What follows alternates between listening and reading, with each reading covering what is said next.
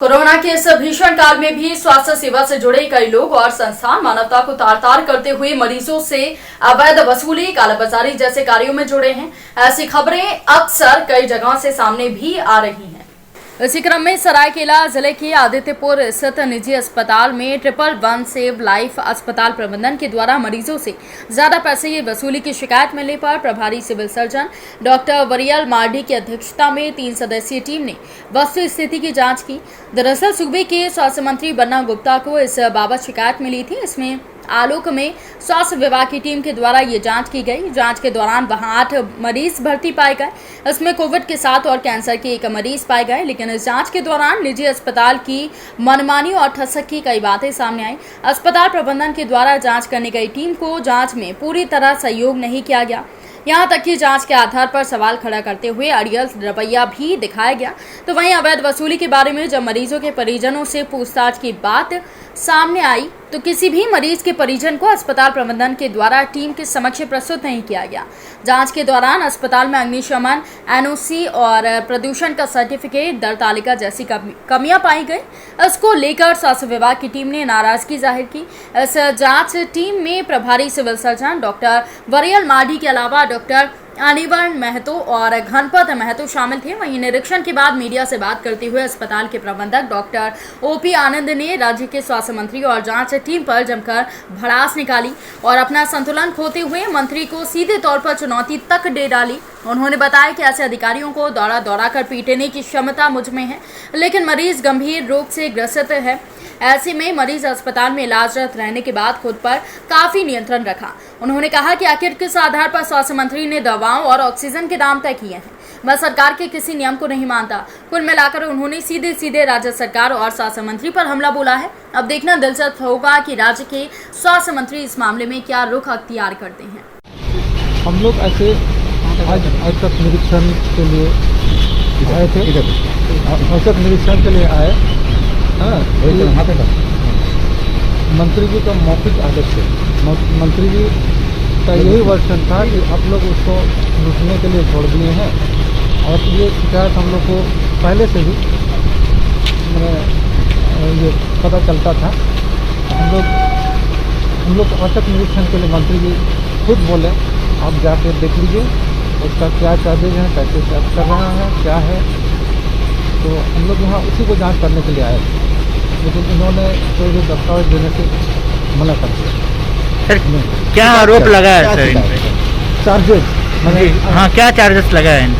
Extra charge लिया जाता है और अलग खराब चार्ज लिया जाता है। यही मंत्री जी का एकदम आदेश था। ये स्वास्थ्य मंत्री का आदेश है। मंत्री जी क्या जांच में क्या पाया? जांच में तो हम लोग को कोई दस्तावेज तो इस तरह का नया नहीं है, कोई चार्ज ये हुआ।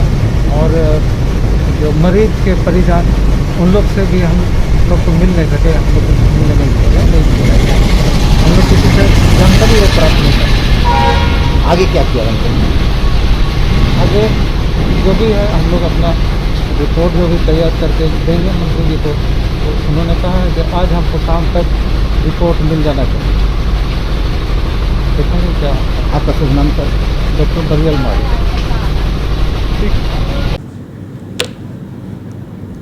आज लगभग 12 बजे मुझे सूचना मिली कि सिविल सर्जन कार्यालय सरायकेला से एक कमेटी जांच के लिए आई है। जांच समिति से मैंने पूछा उद्देश्य क्या है। उन्होंने कहा कि स्वास्थ्य मंत्री माननीय विधायक श्री बन्ना गुप्ता जी ने उन्हें जांच का आदेश दिया है। जांच का मुख्य बिंदु है पैकेज रेट। मैंने जांच कमेटी जो प्रभारी सिविल सर्जन है उनसे पैकेज रेट और उसके डिटेल के बारे में जानकारी मांगी। मैंने उनसे पूछा कि इस पैकेज रेट में किस प्रोटोकॉल के आधार पर रेट तय किया गया है, किस दवाई के आधार पर तय किया गया है, किस सामान पर तय किया गया और कितना ऑक्सीजन लेवल पर तय किया गया है। किसी भी पैकेज रेट का निर्धारण उसके वास्तविक मूल्य के आधार पर ही होता है। इसके अलावा बेड चार्ज क्या है, डॉक्टर्स विजिट क्या चार्ज है, पैकेज का मतलब सब होता है, ऑल इन ऑल। लेकिन झारखंड सरकार द्वारा किसी भी तरह का कोई भी पत्राचार आज तक अस्पताल को उपलब्ध नहीं कराया गया है जिससे पता चले कि पैकेज रेट क्या है। मैंने कमेटी के सदस्यों को कहा कि आपके पास जो सूचना उपलब्ध है या जो सूची उपलब्ध है कि पैकेज रेट में क्या क्या चीज़ें हैं वो उपलब्ध कराई जाए।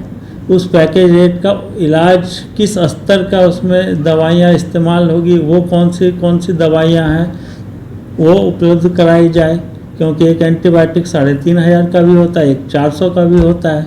तो जो सरकार अपने विधायक के ऊपर कई करोड़ खर्च करती है और गरीबों का रेट वो 6,000 रुपये तय करती है, तो जनता को और मुझे ये जानने का हक है कि आखिर उसका रेट का आधार क्या है। क्या झारखंड की गरीब जनता के लिए अलग इलाज होगा और इसके मंत्री के लिए अलग इलाज होगा? और माननीय स्वास्थ्य मंत्री जी को मैं कहना चाहता हूँ कि आपने बहुत बड़ी भूल की है।